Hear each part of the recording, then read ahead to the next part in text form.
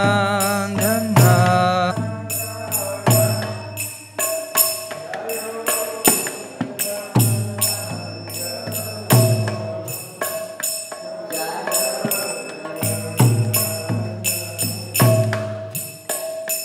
Jaya Jasodanandana Jaya Brajjandaranjana Jaya Brajjandaranjana Jaya Sodanandana Jaya Brajjandaranjana Jaya Brajjandaranjana Jaya Jamunnathiravanachari Jaya Kunjabihari Jaya Jamunnathiravanachari Jaya Kunjabihari Jaya Jamunnathiravanachari Jaya Kunjabihari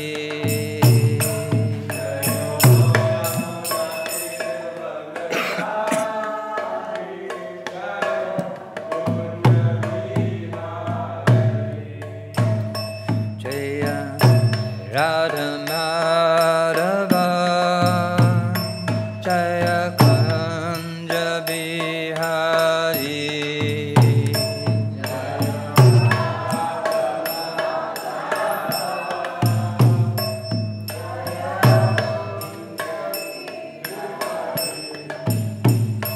Jaya Radha Madhava Jaya Kunjabihari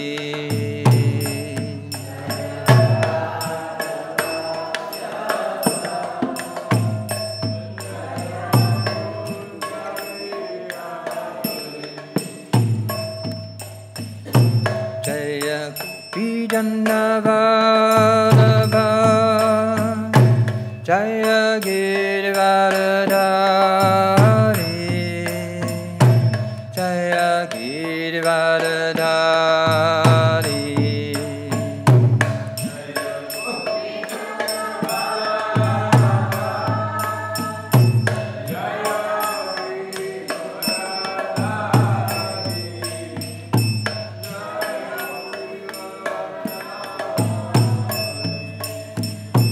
Jaya Gopijannavallabha Jaya Girivardhari Jaya Girivardhari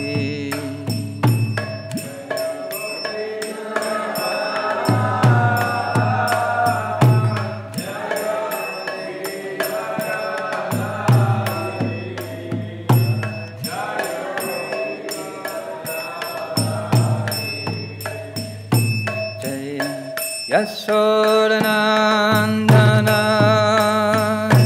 Jaya Brajjandaranjana Jaya Brajjandaranjana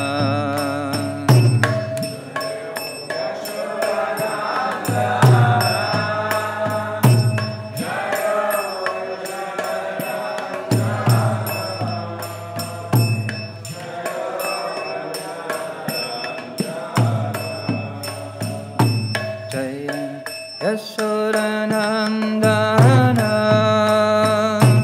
Jaya Brajjandaranjana Jaya Brajjandaranjana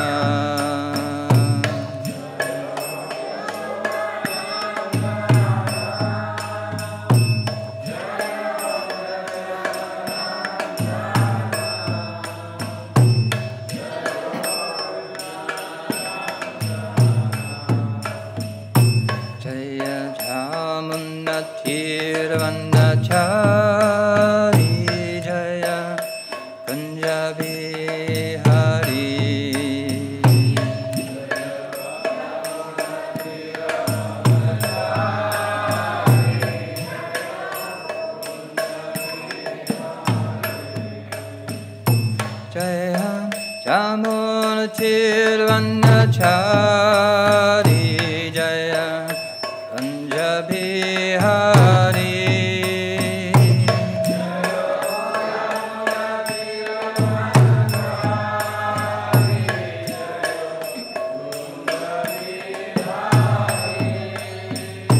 Jaya Chamuti Brahmachari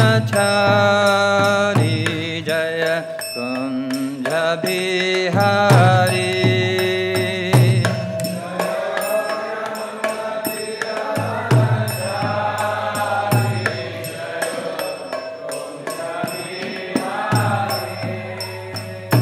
Jaya Radha Jaya Kunja Bihari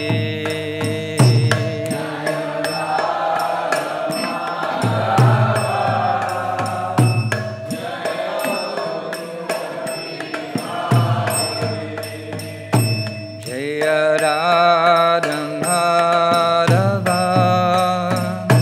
Jaya Kunja Bihari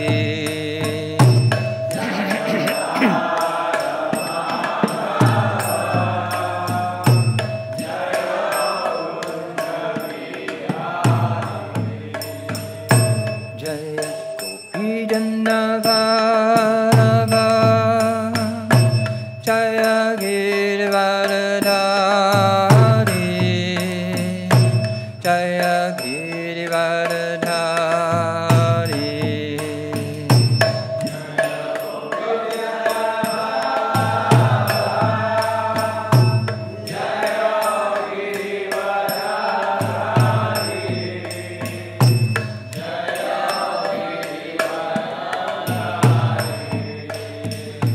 Jaya Gopijandavara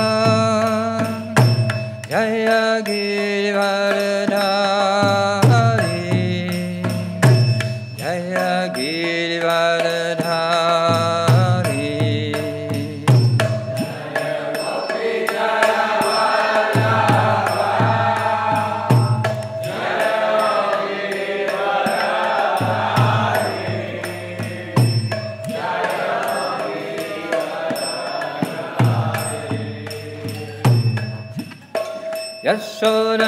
Yashodanandana Jaya Brajandaranjana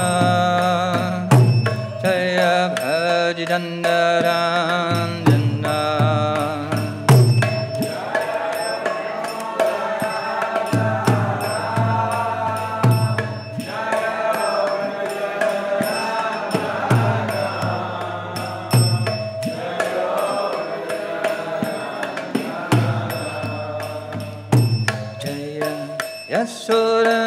Yashodanandana Jaya Brajandaranjana Jaya Brajandaranjana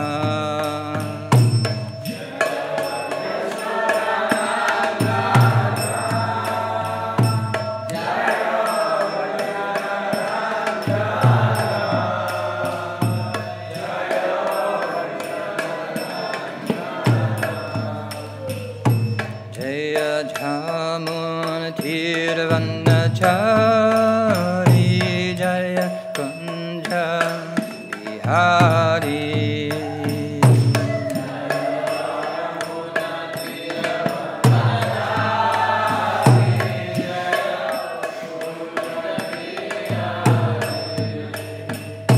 Jaya Jamuntirvanachari Jaya Kunja Bihari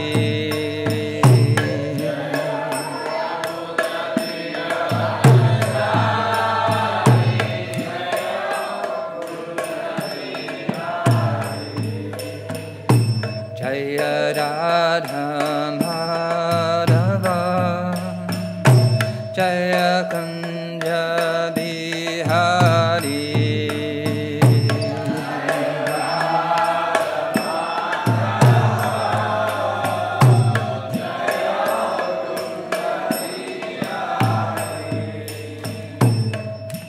Shri Krishna Chaitanya Prabhu Nityananda Shri Advaita Radha Shri Vasari Gaura Bhaktivedanta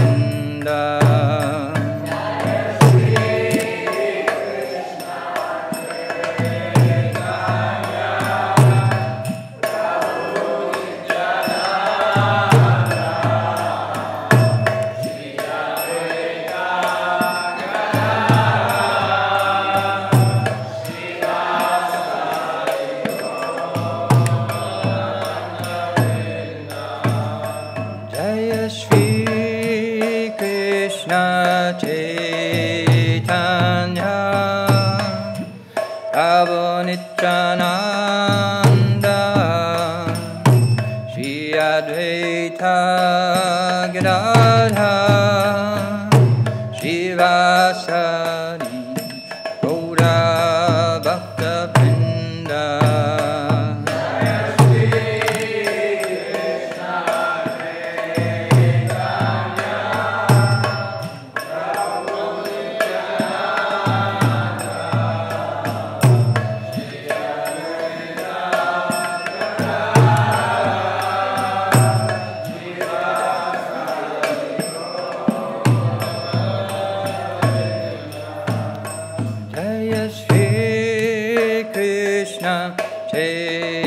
Chaitanya Prabhu Nityananda Shri Advaita Gadadha Shri Vasari Gaura Bhaktivedanta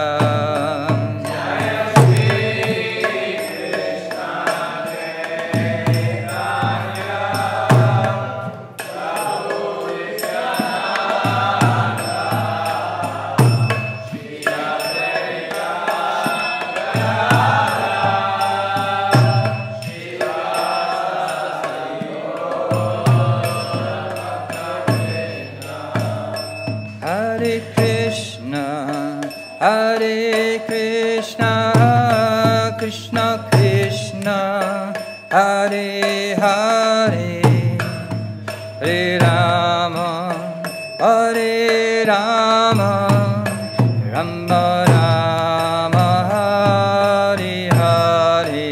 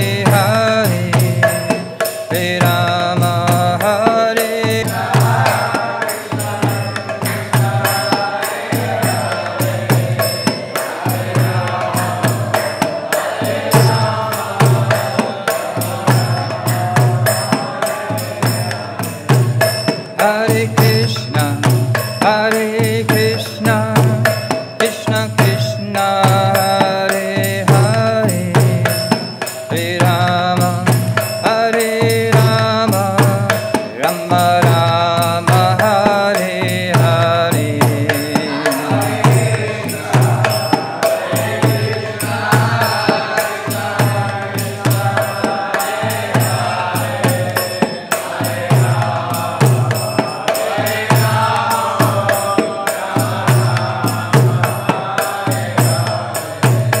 Hare Krishna, Hare Krishna, Krishna Krishna, Hare Hare, Hare Rama, Hare Rama, Rama Rama, Hare Hare.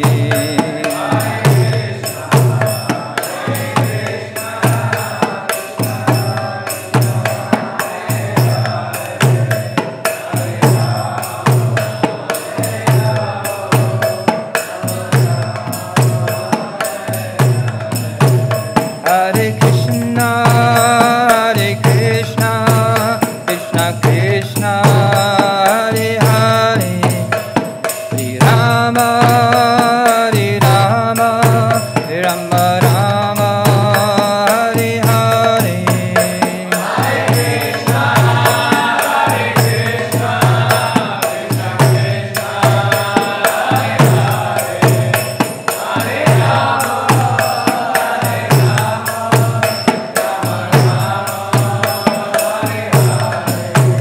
Hare Krishna, Hare Krishna, Krishna Krishna, Hare Hare, Hare Rama, Hare Rama, Rama Rama, Hare Hare.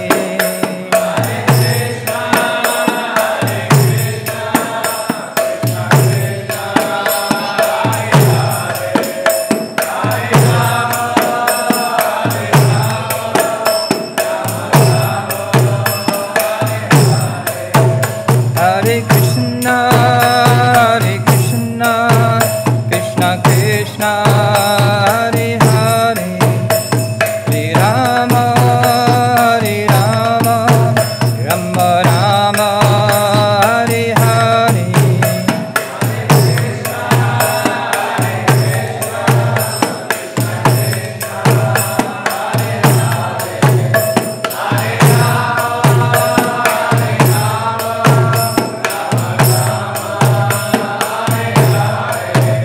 Hare Bol, Hare Bol, Hare Bol, Gaura Hare Bol.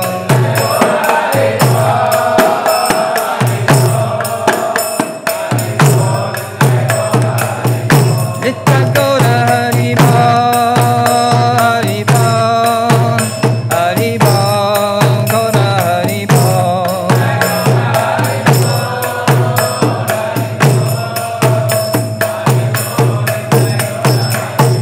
Jaya Jaya Prabhupada, Prabhupada, Prabhupada, Jaya Prabhupada.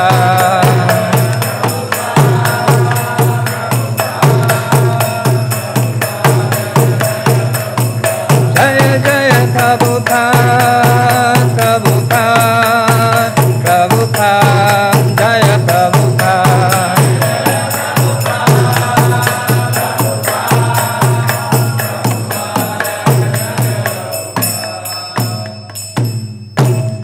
Jaya Vishwapad Paramahamsa Prabhupada Jayasva Tadasara Śrīmad His Divine Grace A.C. Bhaktivedanta Swami Prabhupada Ki Jai. Śrīmad Bhāgavatam Grantharaj Ki Jai. Gaura Pramanandi Hari Hari Bol.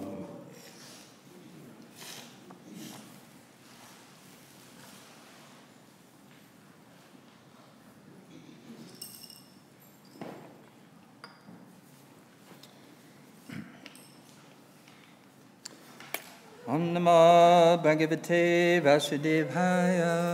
Om Namo Bhagavate Vasudevaya. Om Namo Bhagavate Vasudevaya. Om Namo Bhagavate Vasudevaya. Om Namo Bhagavate Vasudevaya.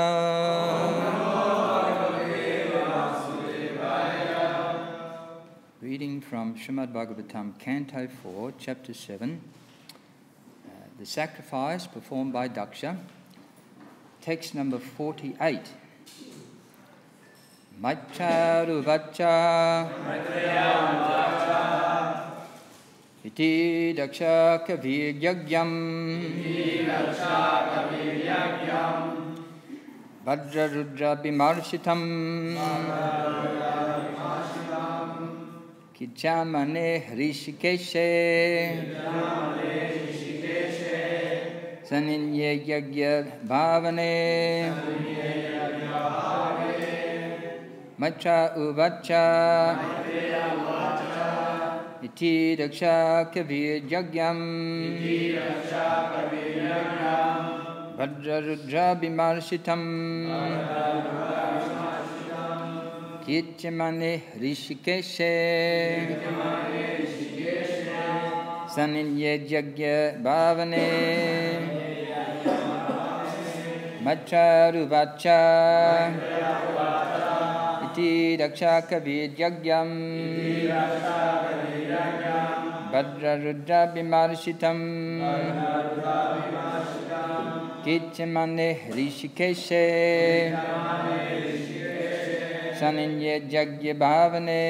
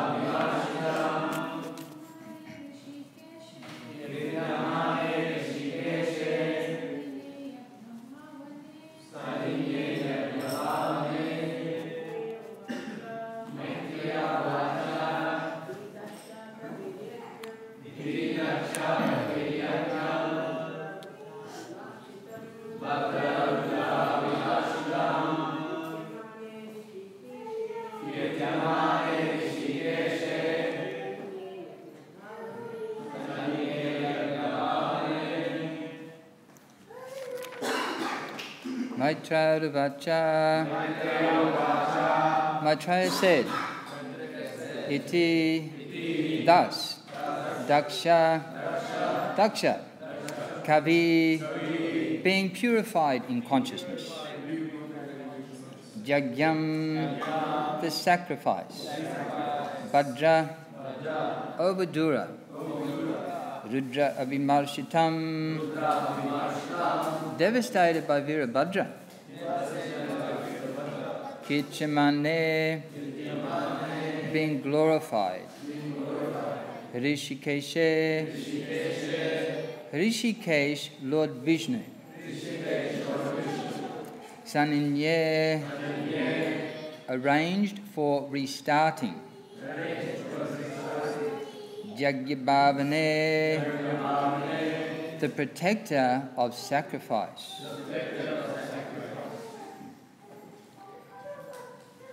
Sri Maitreya said, after Lord Vishnu was glorified by all present, Daksha, his consciousness purified, arranged to begin again the Jagya, which had been devastated by the followers of Lord Shiva. Text 49. Bhagavan Srena Bhagina Savatma Sarava Bhagavu Daksha Babasha Avyasa Priyamana Ivanaga. Maitreya continued, my dear sinless Vidura, Lord Vishnu is actually the enjoyer of the results of all sacrifices. Yet, because of his being the supersoul of all living entities, he was satisfied simply with his share of the sacrificial offerings. He therefore addressed Daksha in a pleasing attitude. Purport by His Divine Grace, A.C. Bhaktivedanta Swami Prabhupada. In Bhagavad Gita 5.29 it is said, Bhaktaram Jagitapasam. Lord Vishnu or Krishna is the supreme enjoyer of all the results of sacrifices, austerities and penances. In whatever one may engage, the ultimate goal is Vishnu. If a person does not know that, he is misled. As the Supreme Personality of Godhead, Vishnu has nothing to demand from anyone. He is self-satisfied, self-sufficient, but he accepts the offerings of Jagya because of his friendly attitude toward all living entities. When his share of the sacrificial results was offered to him, he appeared very pleased. It is said in Bhagavad Gita 9.26, Patram pushpam palam toyam yo me bhaktya prayachati. If any devotee offers him even a small leaf or a flower or water, if it is offered with love and affection, the Lord accepts it and is pleased. Although he is self-sufficient and does not need anything from anyone, he accepts such offerings because, as Supersoul, he has such a friendly attitude toward all living entities. Another point here is that he does not encroach upon another's share. In the Jagya, there is a share for the demigods, Lord Shiva and Lord Brahma, and a share for Lord Vishnu. He is satisfied with his own share and does not encroach upon others. Indirectly, he indicated that he was not satisfied with Daksha's trying to deny Lord Shiva his share. Maitreya addressed Vidura as sinless because Vidura was a pure Vaishnava and never committed any offence to any demigod. Although Vaishnavas accept Lord Vishnu as the supreme, they are not prone to offend demigods. They give the demigods proper respect. Vaishnavas accept Lord Shiva as the best Vaishnava. For a Vaishnava, there is no possibility of offending any demigods, and the demigods are also pleased with the Vaishnava because they are faultless devotees of Lord Vishnu.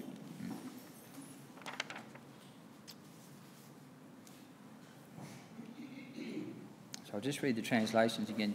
Sri Maitreya said, after Lord Vishnu was glorified by all present, Daksha, his consciousness purified, arranged to begin again the Jagya which had been devastated by the followers of Lord Shiva. Maitreya continued, my dear sinless Vidura, Lord Vishnu is actually the enjoyer of the results of all sacrifices, yet because of his being the super soul of all living entities, he was satisfied simply with his share of the sacrificial offerings. He therefore addressed Daksha in a pleasing attitude.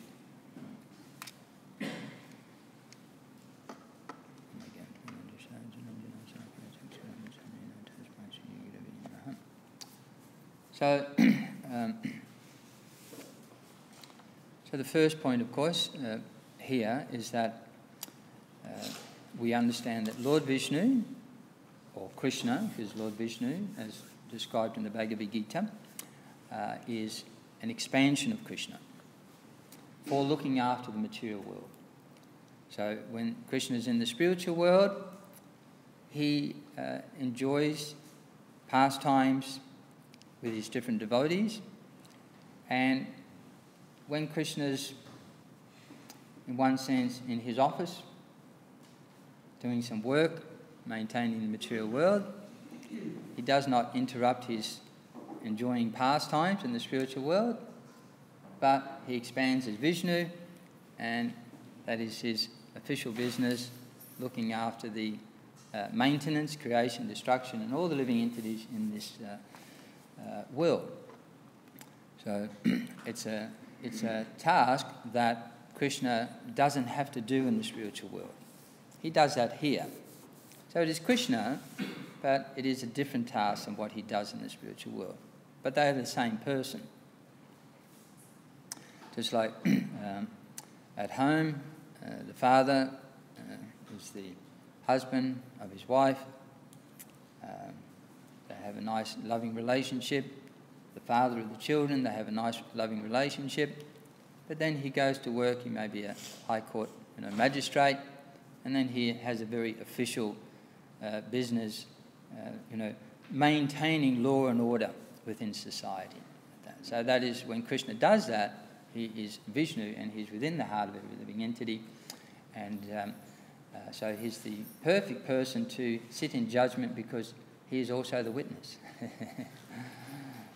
Usually most judges have to try and get some reliable witness, but you can't fool Vishnu because he is also the witness.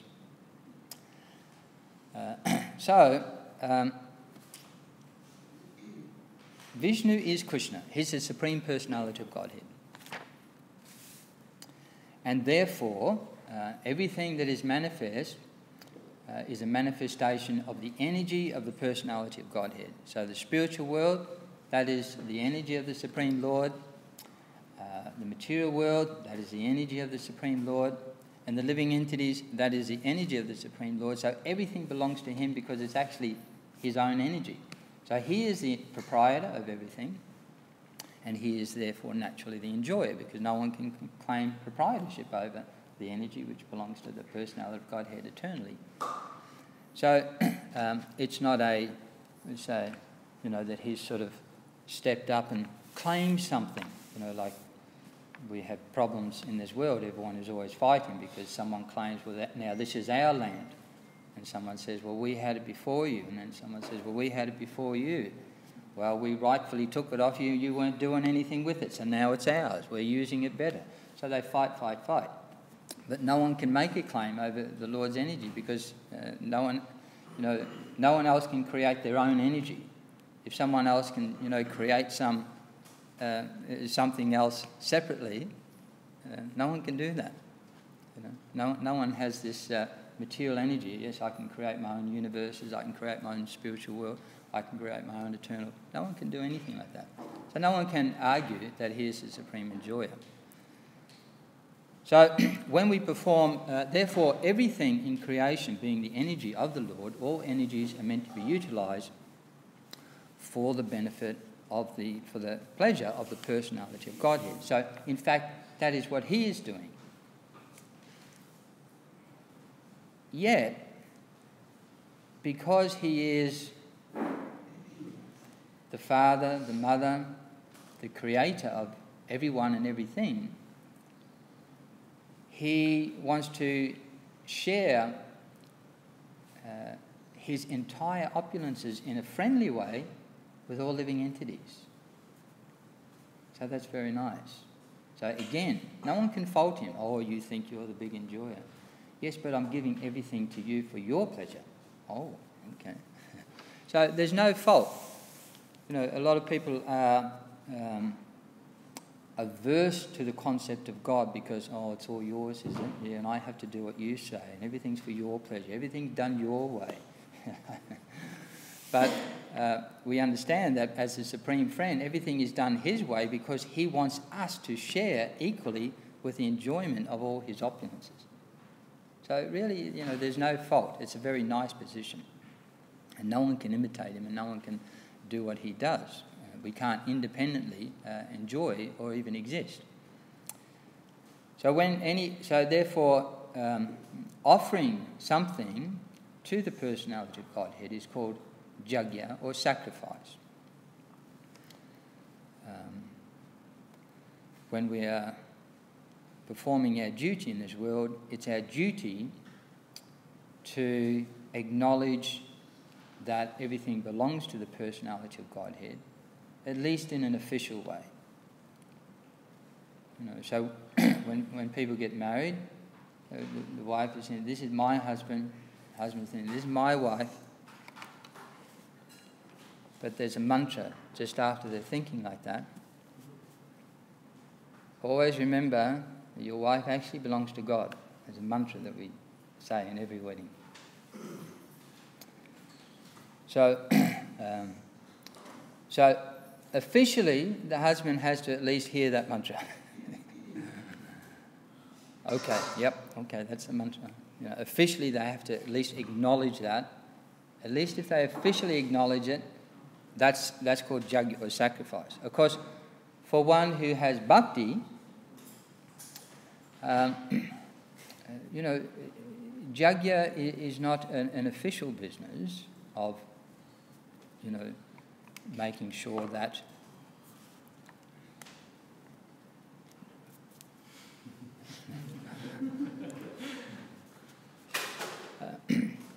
yajna is not an official business.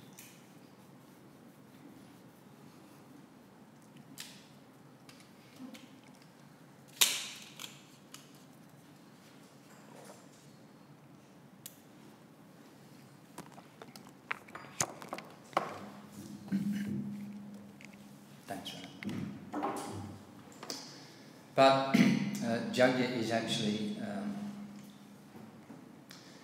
a permanent state of the heart where one has just a full understanding of how wonderful the personality of Godhead is and how friendly He is, and everything is just being done in a very loving, friendly way, and He's sharing everything.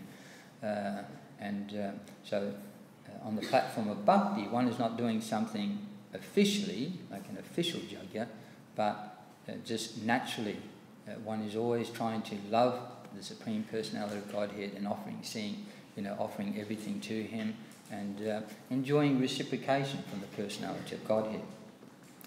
So yajna, any yajna is done to please Vishnu or Krishna. Even Srila Prabhupada says if we worship Kali, so even if we do Kali Puja, Srila Prabhupada mentions that, I think it's the name Rishikesh,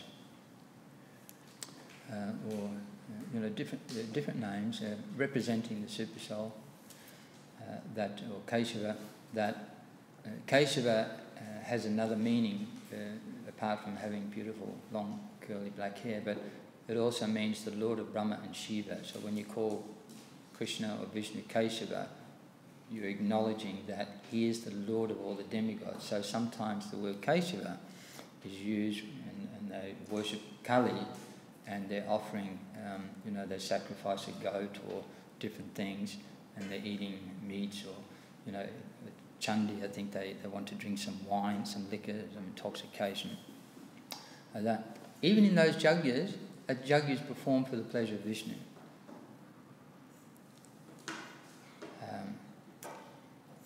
So He is understood to be the ultimate enjoyer of that yajna. Why? As described in the Bhagavad Gita, Krishna created the Varnashram system. So all the different duties for those in Sattva, Rajas, Tama, Krishna has created that system, and therefore everyone is following His path. So no matter what level one is on, one is given an opportunity in a very friendly way. No one is left out. That, yes, whatever position you're on, Lord Vishnu has made, but you can make a path whereby you can advance and go back to the spiritual world. So everyone is following that path offered by the personality of Godhead. So he is pleased, yes, you're following my path. You're acknowledging the demigods, and ultimately that will lead you to acknowledge the Lord of the demigods. So he's very pleased that they're doing that. And to acknowledge the demigods is actually, sometimes we look down upon people who are demigod worshippers. Oh, we worship Krishna, we're Vaishnavas. But actually demigod worship is quite a big step up in consciousness. It is recommended. In the 4th chapter of the Gita, Krishna describes there are so many different types of yagyas. Amongst those who worship the demigods, he says they're all approved by me. Krishna approves them all. It may not be, there may be better forms of worship, to worship the personality of Godhead who's empowering the demigod, but it's actually approved that if they don't understand the higher principle, at least do that. Do something. Do something which is leading in the right direction. But for those in this world who can appreciate that there are actual subtle beings, intelligent beings, controlling, managing the universe, that's a big step up in consciousness. That's a huge evolutionary leap in understanding. We shouldn't look at it as, demigod worship. That's very elevated, to have that consciousness. Someone who can't even appreciate the demigods, there's no management, it's all materialistic, it's all, the chemicals and the atoms, there's no management, there's no higher power, there's nothing after death. That's a much lower state of consciousness. So demigod worship is actually a very elevated state of consciousness comparatively to millions and millions of humans. What to speak of those who are not even taking the human form of life. So Krishna approves of it. For instance, in the Kali worship, they're offering things that people, those in goodness, may not accept. Different meats and things like that. But even Kali herself is not accepting those things. Prabhupada says that they're offering these things to Kali, and then they're eating Kali Prasad. They think they're eating Kali Prasad, but actually she doesn't accept them. They're getting some benefit because they're performing yajna, she'll accept that on behalf of Krishna, who also accepts it. But she doesn't have to accept the meat in order to have accepted the yajna. That she distributes to the bhutas, the ghosts and the hobgoblins and that. They eat it. So they're not eating Kali Prasad, they're eating the Prasad of the hobgoblins and the ghosts and the bhutas and that. But still, it is accepted by Vishnu. Just like, the government, they open, hotels for intoxication. They open houses where people, for the meth monsters, they've got to get their methadone and their, what have you. So the government accepts that. That doesn't mean to accept it, the government has to go down there and also, get into the meth and the heroin and things like that in order for them to accept it. They accept it, they approve it because it is, if it's going to help those people in some way to move forward and it's helpful for keeping law and order within society, then they'll accept it fully. But it doesn't matter, they have to participate in those intoxications or alcohol, what have you. So, Lord Vishnu, he's the enjoyer of all yajnas, all sacrifices and penances. So, as devotees, sometimes we may think, we're chanting Hare Krishna, we're doing this, we're doing all these things, and Krishna likes it when you chant Hare Krishna, but Krishna is not interested in your form of worship. and that can lead to being disrespectful to other persons, both the demigods themselves and those who are following the path of the demigods. One can become disrespectful. Sometimes we can even become disrespectful to the devotees. So in other words, just like one time Srila Prabhupada, when he was in India, they were doing Sankirtan. The local people invited him in. They wanted him to, because it was a very famous temple of Durga, they wanted Prabhupada to come in and pay respects to Durga in the temple. So a few of Srila Prabhupada's followers accompanied him. They were wondering what he was going to do. How's he going to get out of this one? So Srila Prabhupada offered his obeisances to Durga Devi at that, and gradually came out. And the disciples were a little confused. Srila Prabhupada said, just do what I do. So they also offered their obeisances. So when Srila Prabhupada said, he explained when he got out that when he offered his obeisances, he had his right side to Durga Devi.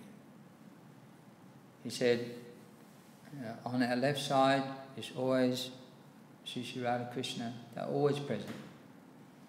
In front of us is always Srila Gurudev. And on the right side we're offering respects to others. So as he offered his obeisances, he was offering his obeisances that we always do to Radha Krishna, who always on his left, Gurudev on the front, Durga Devi on the right. So there was no disrespect. In this way, he didn't want to offend them. They just all enjoyed the chanting. Why end that by then causing offence, which will be talked about. That one event will be talked about. So, Srila Prabhupada showed us that there's no harm in being respectful to the demigods. Here, why should we not be respectful to the demigods when Krishna himself has a very friendly, respectful attitude to the demigods? So, this is a very interesting concept in Krishna consciousness, that sometimes, we see here Daksha, there was a sense of self-importance. Because of that sense of self-importance, by material calculations, he considered who was more important, less important, and was even, felt that because of his sense of importance, he had the right to even be disrespectful. So, yet as a demigod, really he's acting on behalf of Lord Vishnu. So, similarly, if we are claim to be Krishna conscious, Krishna is being very friendly to someone. Could be a demigod, could be a very fallen soul, could be a new devotee, could be all sorts of different people. Krishna is being very friendly to them, yet we're very Krishna conscious. We have no idea how Krishna wants to behave with that person, and we behave with that person in a totally different way, in a disrespectful way, because we're a big devotee. Okay. So, sometimes, this is one of the things we see here, in this Daksha Chagya.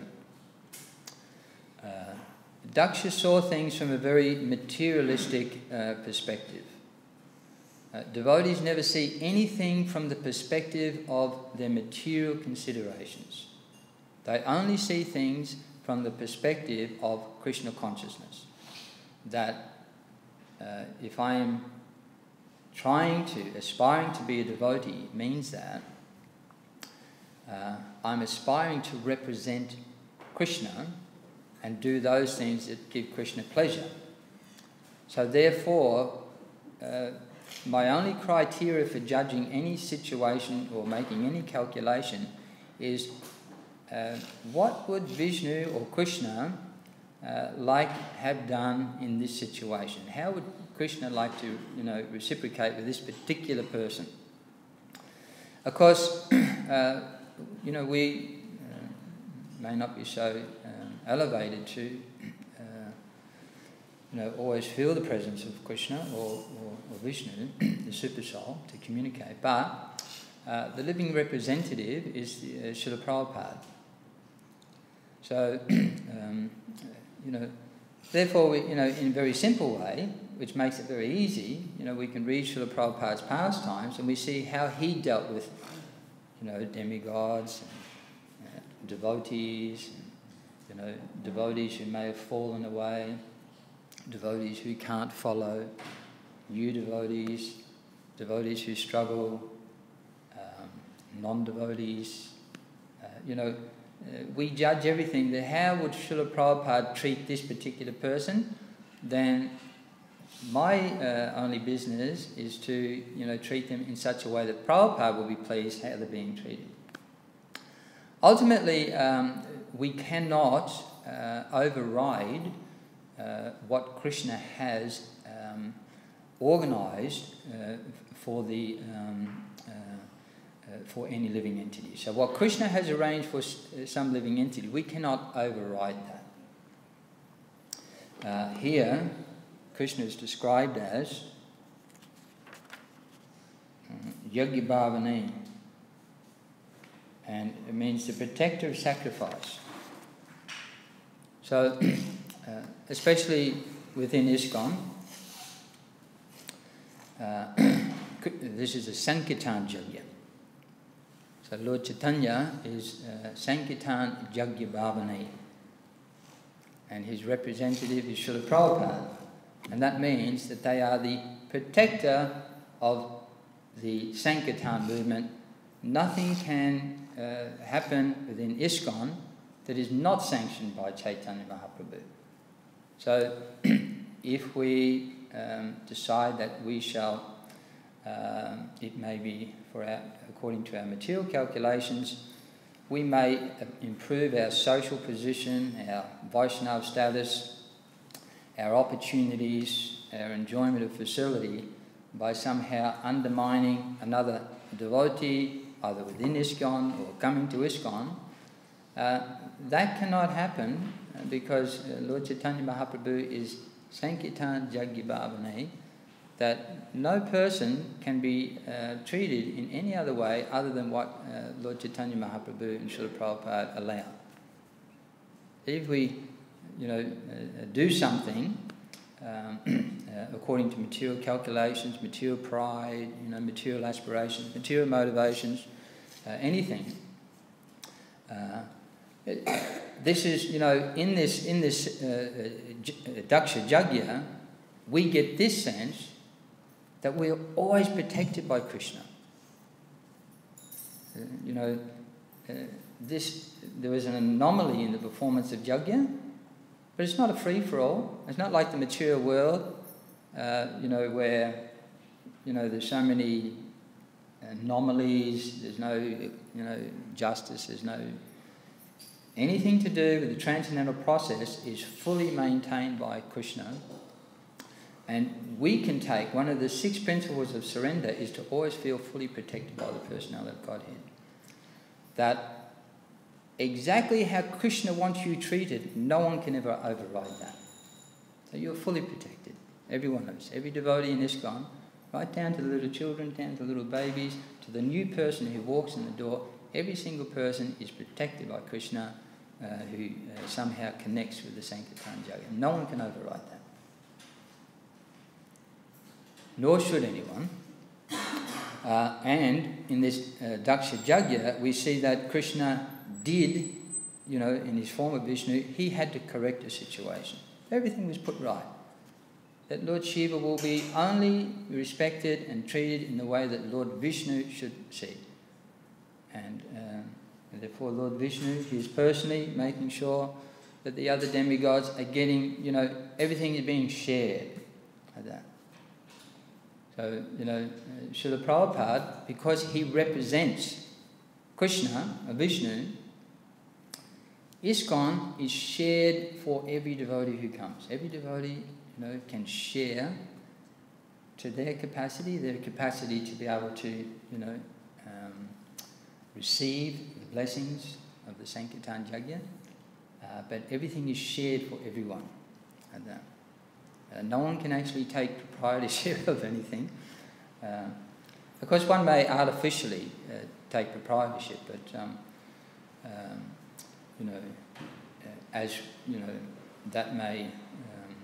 that will be adjusted, and that sense of proprietorship sort of excludes one from the transcendental process.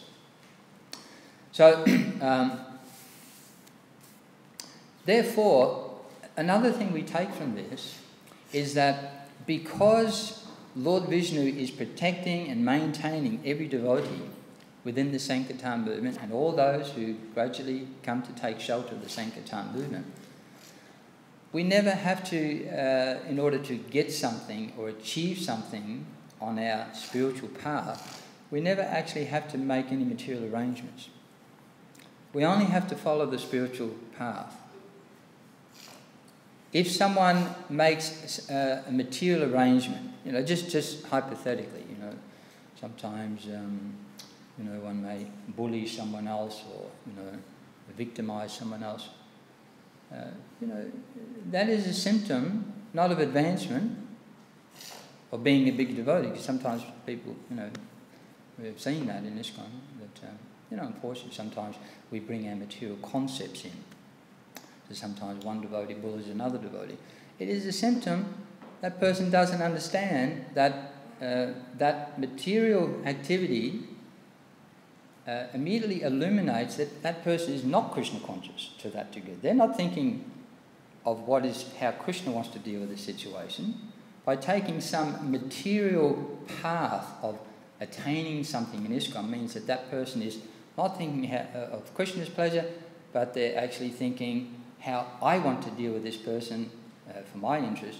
But a person in Krishna consciousness, they think, no matter what happens, I'm not interested in my own happiness, I'm not interested in my own success, my own, prestige, my own facility.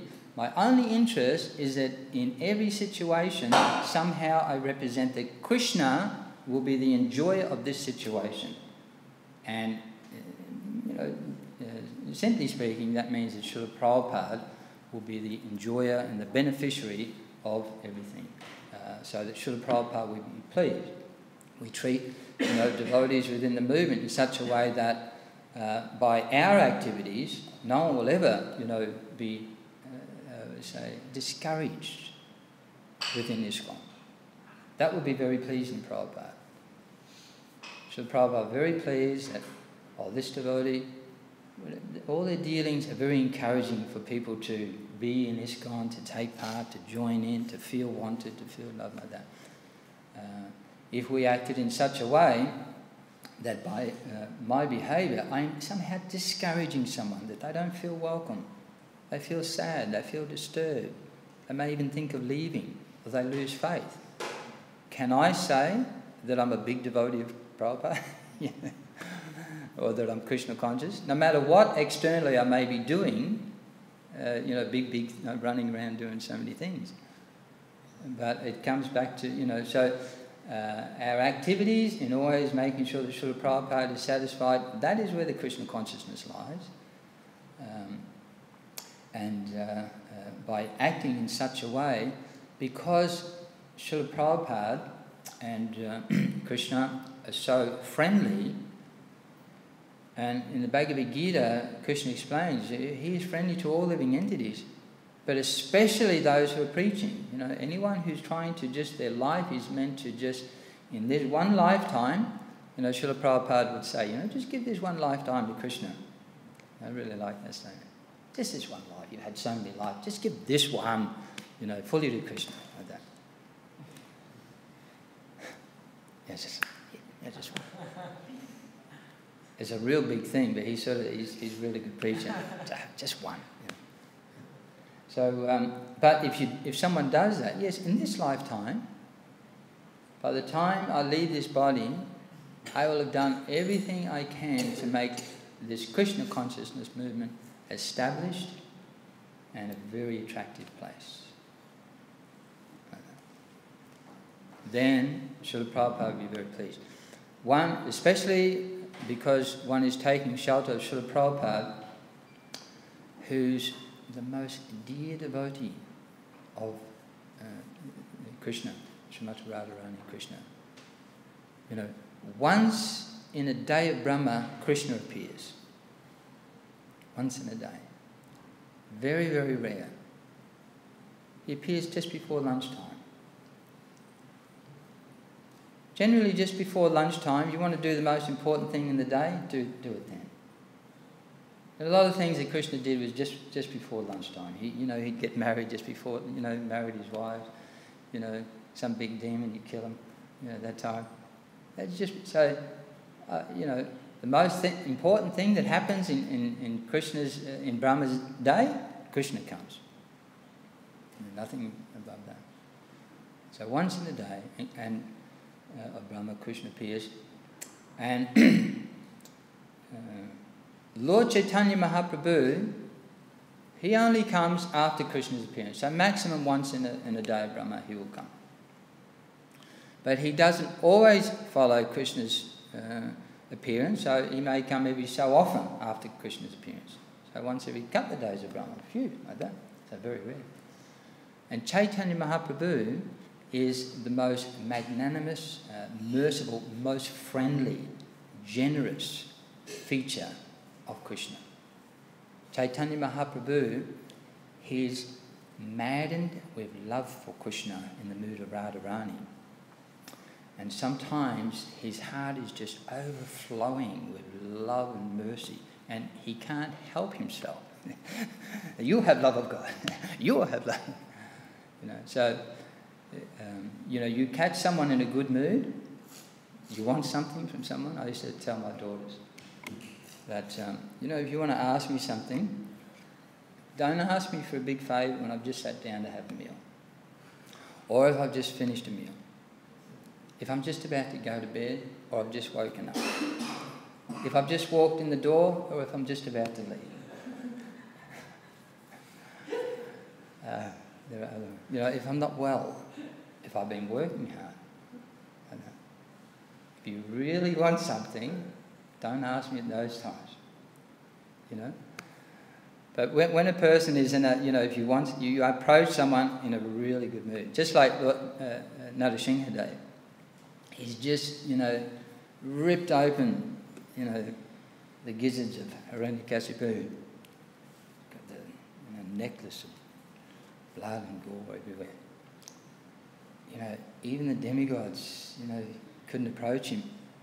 He's fully angry. So if there's Ugra Nrsimha, if there's a little discrepancy, so if you approach someone for a favour, but they're really angry, and you've got some fault, they'll find, oh, you rascal, how dare you come to me like this? So when Lakshmi is with Narasingha, he's 50% pacified after killing. And when he's with Prahlad, he's fully pacified. So that's why when we sing the Nrsimha Day prayers, sometimes if devotees put the Nrsimha picture in their car, my advice, put a little Prahlad there as well. Put a little Prahlad there. You get, don't put Ugra Nrsimha there, which is usually what they're doing. Put Prahlad there with the Nrsimha.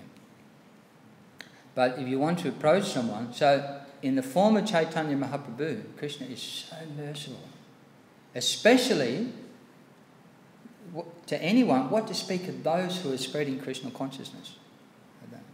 So, of course, because Krishna is so friendly to his devotees, then, of course, we have to represent Krishna.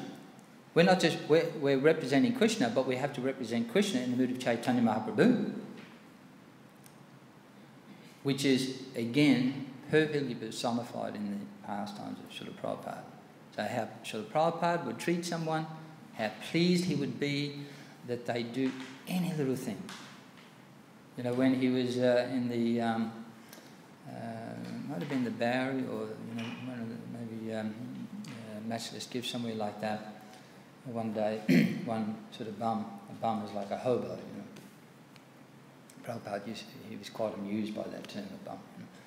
But he'd been there once before, but then, you know, he went out and then he came back and he came in with some toilet rolls and put them in the little toilet.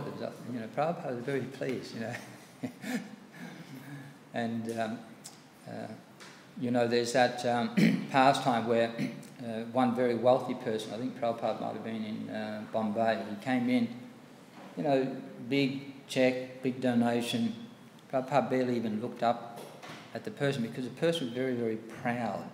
You know, Krishna says, anything offered with love I accept.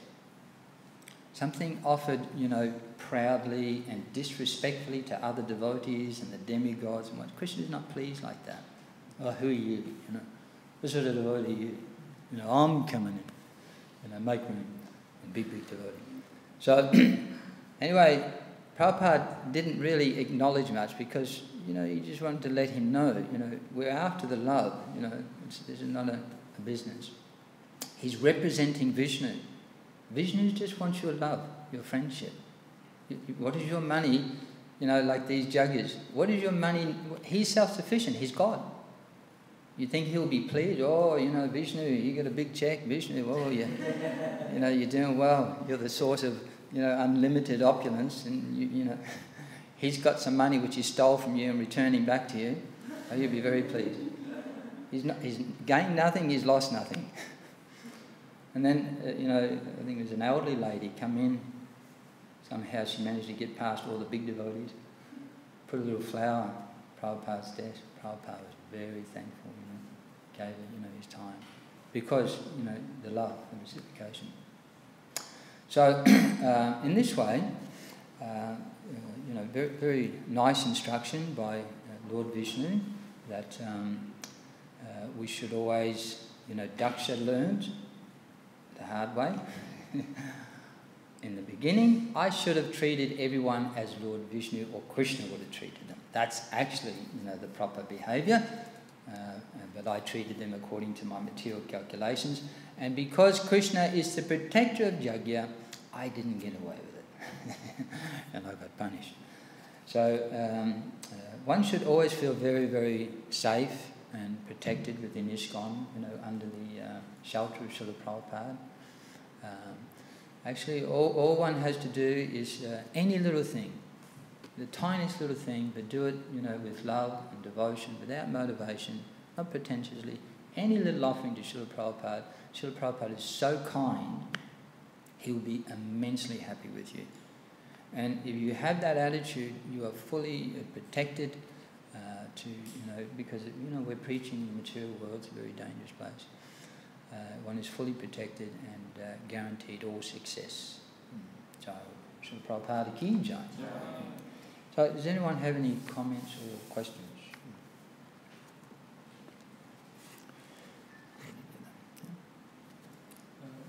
Thank you for the nice class. You know, you mentioned about how our behavior, our activities should be such that no one is turned down. Any devotees, they don't feel bad about being here. So sometimes we may be practicing Krishna consciousness to the best of our ability, but we may lack that material skills or abilities to interact with people around us. You know, so that will Krishna kind of cover it up, or how does it go? No, Krishna is always present. You know, through Krishna's presence is always there. You know, we may feel that, or somehow, you know, I've got these inabilities, I may mess things up. So, or something's going to go wrong. But you know, Krishna is always present. as when Srila Prabhupada offers his obeisances in the Durga temple. Sri Radha Krishna is always on the left, Guru is always in front. They're never absent. And they're making arrangements for us. So, some arrangement will be made by Krishna that if we're sincere our desire is that we'd like to please Vishnu and Prabhupada, he'll make some arrangement that will give good guidance. It's because we feel that we're very advanced devotees that we feel that our way is sufficient, or that somehow we'll, wing our way through it. Pride gets in the way. Here Vidura is described as sinless. Sinless means because the heart is pure, they're not prone to create offences to Vishnu or others. So, we do have within our hearts, we have pride, we have, jealousy, we have envy, we have greed, we have, so many material ambitions. So what happens is that as soon as we, make some arrangement to do something, Krishna is giving us some instruction, but we're not hearing, because our heart, there's so much static disturbance in our heart that prevents us from actually taking that direction of Krishna.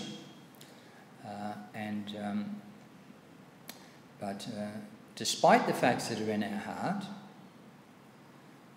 if we somehow always just trying to push, those motivations. So what happens, say we come to a situation, let's take an ordinary situation just to make it clear.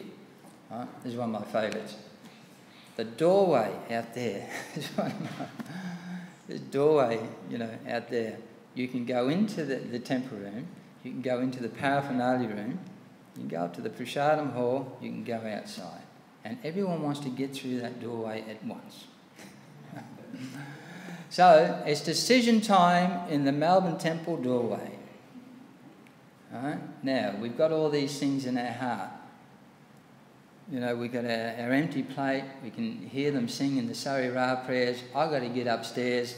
And as we're flying through that door, out comes a pujari laden up with 3 arti trays for Krishna, and we're just going to go straight with, there's a little gap there, I'll just get through because, I'm sure I can get through, and we sort of try and squeeze through, and that pujari's juggling, things like that, you see? So what happens, of course, is that, we can see that what's in our heart is making us totally blind to what we're talking about in class, that here is a situation, how would Vishnu, Krishna, Prabhupada be pleased for my activities as I'm going through this door, interacting with this pujari? Are we thinking in those terms? No. And if we're not thinking in those terms, then what is our level of Krishna consciousness? We sit and we hear a class, and then, 2 minutes after class, the shad, and we hear the Sarira prayers, and everything is just gone. Krishna consciousness means, so that's the difference between, in one sense, official yajna, where we, okay, I've got to sit down, I was watching the cricket, I was building my house, I was doing so many things, I've got to sit down and do a yajna and just put all that out of my mind and, put Krishna there, at least now, at least for this ceremony, a yajna. Bhakti is a permanent state of the heart at every moment. It's continuous. When it becomes very ecstatic and blissful and pure, it becomes prema bhakti.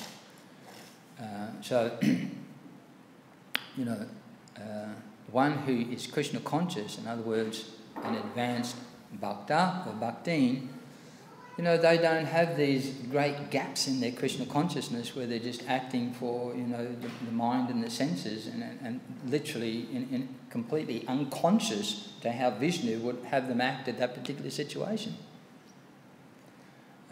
So, you know, it's this is why we have class. One, to understand what Krishna consciousness is, and then we practice.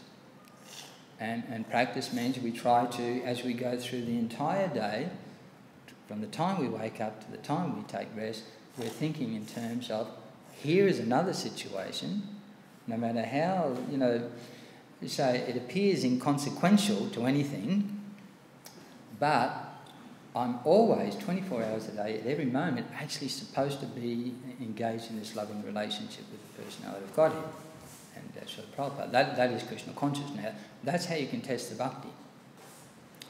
So, to the degree that, you know, there are big lapses in that, and we realise, oh, goodness gracious, I've just acted with that person in a way that's probably wouldn't be pleasing to Krishna, you know, Srila Prabhupada, you know, I've acted to this devotee, you know, nice devotee, even the senior devotee, or, you know, or this new person, you know, and so then we can judge. So that's the beauty of Krishna consciousness, is if you know, hear, you can understand your level of Krishna consciousness properly and fully. No one has to, like, give you some certificate. You know, we're doing, you know, one of the difficulties I see is that it's good that we study the scriptures, but we shouldn't be certificate orientated. Oh, I've got my Bhakti Shastri, I've done the, you know, shelter exam and the initiation exam, I've done the Bhakti Shastri, Bhaktivedanta, I've got all the certificates like that. Krishna consciousness, still working on that one. We don't judge our Krishna consciousness by the certificates. You know, I'm Brahmin, I have this position, I have this sort of level of prestige, I have so many followers on my Facebook, I must be such a big devotee. None of these. You know, it is the level of your ability to, from morning to night, to be aware of how Krishna is pleased, Srila Prabhupada is pleased. That you can judge your level of Krishna consciousness. So if we want to be Krishna conscious, then, you know, it's very easy. Very simple. As simple as, you know, what happens in the doorway in Melbourne. Any other questions? You had a question? You mentioned that Lord Krishna was the protector of the idea. Yes. So how does he protect the devotees who weren't treated how Prabhupada would want them treated, and may have left them with them for something else not nice happened to them? How does he protect them? Well, you know, there are two things that are going on. One, that each devotee is, you know, when we come to Krishna consciousness, Maya's business is to test us that, you know, how sincere we are for this Krishna consciousness. Chaitanya Mahaprabhu is so kind, he's distributing Krishna to everyone. Srila Prabhupada is so kind, he's distributing Krishna consciousness to everyone. Durga's business is that she doesn't want that all sorts of rascals come to this movement to cause trouble to personalities like Prabhupada and their followers, who are so kind and generous to everyone. So she will,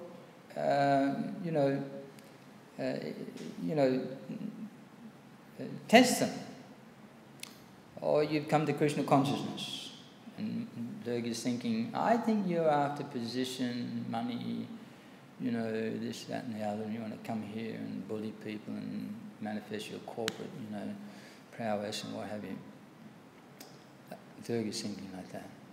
And here is Srila Prabhupada, you know, happy to give everyone mercy. You'll come here to give him trouble, and he's moving trouble. So she will, that's her business. Every dham, is covered by and protected by Shiva and Durga. In India, many temples of Narayan, Vishnu, Krishna. Close by you'll find a temple of Durga or Shiva, because they are protectors of the Dham. And previously, those who worship Shiva and worship Durga within the Dhams related to Vishnu and Narayan, they understood that we're serving, we're attracted to serve Durga and Shiva. We have that attraction. But what is our service? We're, protecting this Vishnu temple, Narayan temple. These days, they've forgotten that business, so they just worship Shiva, Durga, they forget the connection that it has with Lord Narayan. But Durga Devi, Shiva, just like Jagannath Das Babaji, he says, every devotee, they should rise early in the morning and, do the Mangalarti and chant, because Lord Shiva and his followers come to inspect the devotees every morning.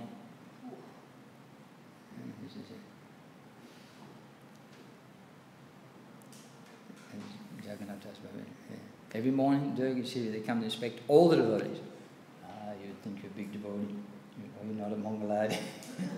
And not chanting. So we don't always take it that the devotee believes that it's not necessarily because they won't mistreated. No, so, there are other things going on, so we're doing our best to encourage everyone and to give the opportunity of Krishna consciousness. We never fail in that. Shiva and Durga are doing their business, that's not our business. They'll make arrangements if someone's a big rascal. Krishna will make arrangements. We have our service, we're making garlands, we're serving prasadam, Let us not be imitation of Shiva and Durga running around, you're not fit to be here, you're not fit, you're a rascal. That's not our service, that's their service. And sometimes that it's Durga and Shiva's kindness to them. So now one time, don't think they're being harsh to them. They're being kind to them and kind to the devotees and kind to all living entities by preventing them from causing serious aparadhs. Someone's going to come in towards the temple and cause serious... The suffering that they're bringing upon themselves and their families for lifetimes, the curse that they will, have. Out of kindness, all right, let's keep them away. You've done some problem, you have no idea the danger you are in by coming here and causing so much. Out of kindness, we'll keep you away for your advancement as well. Maybe a little punishment, a couple of little slaps. But so, one time there was someone who was trying to imitate a big devotee. He was chanting with Gaura Das Babaji, but he was really quite an imposter, and and he was offensive to some Vaishnavas. And Gaura Das Babaji, he yelled at him, really angry, furious. The whole universe was shaking. Get out of here, I don't want to ever see your face, don't you ever come back. If you do, I'll kill myself, I'll jump in the Ganges.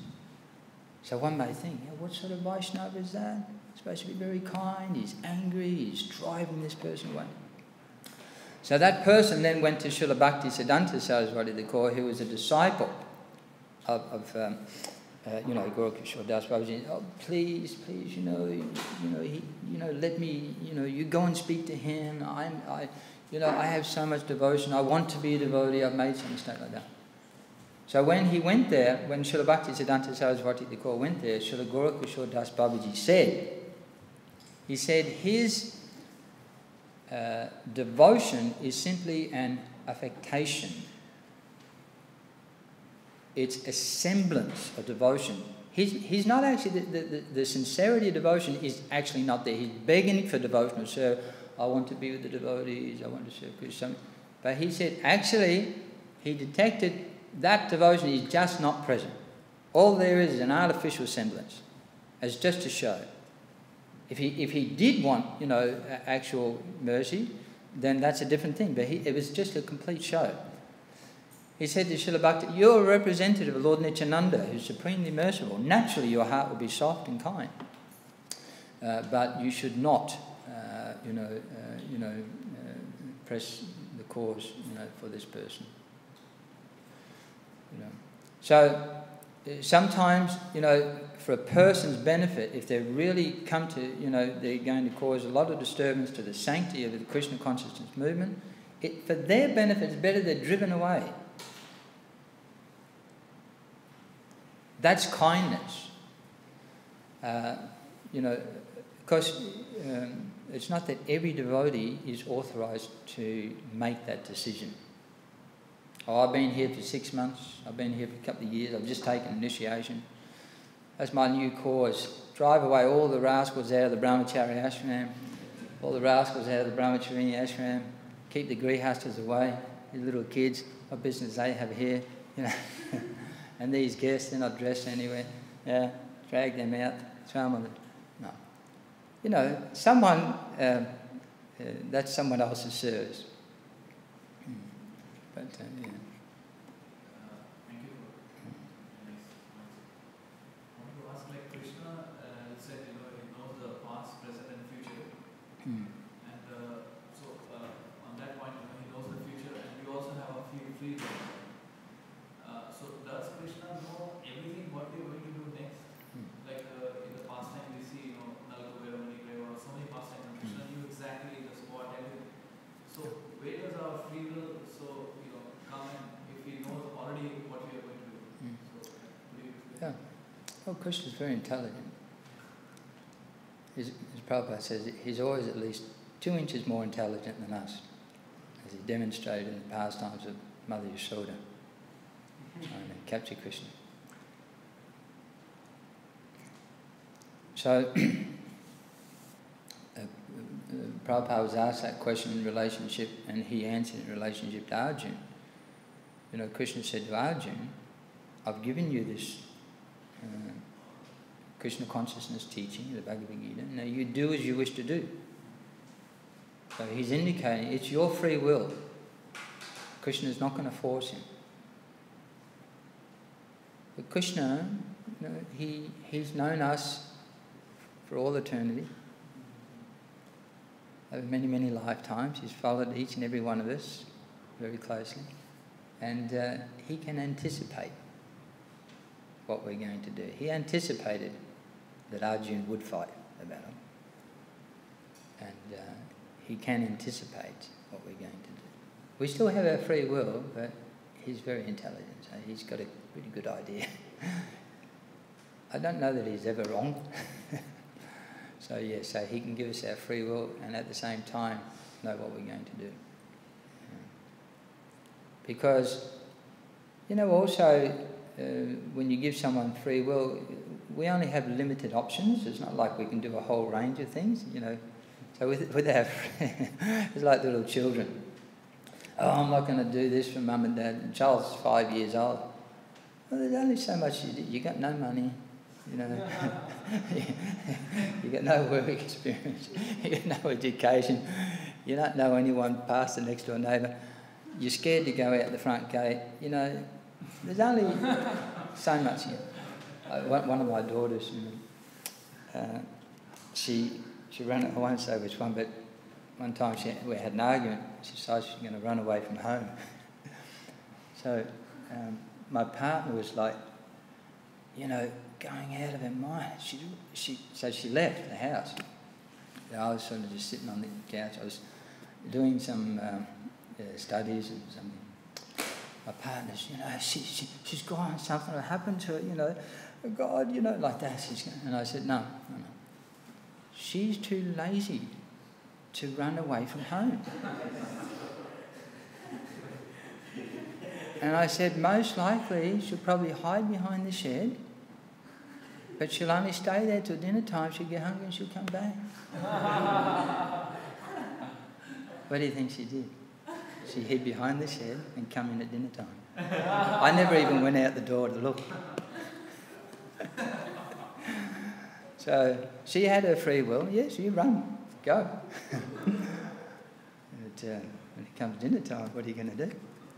And then when you have to walk more than 2 blocks, what are you going to do? So Krishna can anticipate. So the Prabhupada ki jai.